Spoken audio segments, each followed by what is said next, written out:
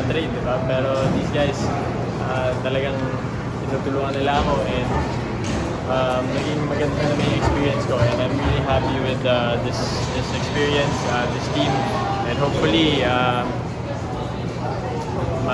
makarating din kami sa semis ng paulit-ulit and eventually siguro makapag-finals natin. Mamo na-mention mo yung ulit-ulit na semis kasi you did that with Rain or Shine. Do you feel like medyo nakakapanghinayang din na hindi nyo matatapos yung kung ano man yung goal nyo dun sa mga campaign na well, yun nga, part naman talaga ng basketball yan, part na itong livelihood namin. So, I'm with Phoenix right now and I'm committed and hopefully kung ano man yung ma-achieve ko sa Rain or Shine, yung mga semis, ma-achieve din namin dito.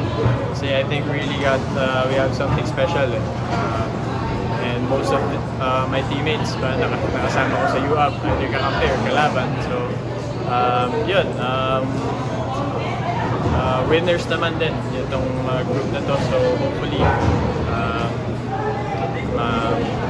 magtuloy-tuloy pa itong win streak namin. change ng jersey number, may ibig sabihin ba yun? Wala naman po. I've always wanted to wear number 5. Pero, syempre, si Kuya Gabe, si Rain or Shine. So, and sakto lang din, pinadali din kasi si Kuya Perk naman ang number 3 dito sa Phoenix. So, okay lang din. I mean, new number, new start, fresh start.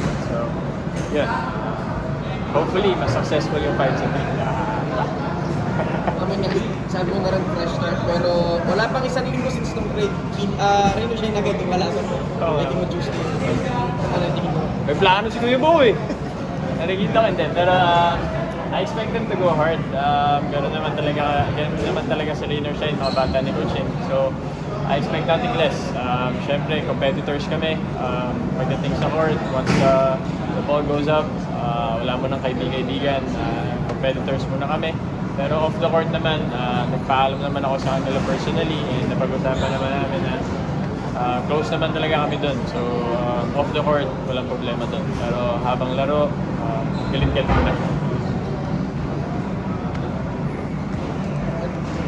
Okay po, salamat.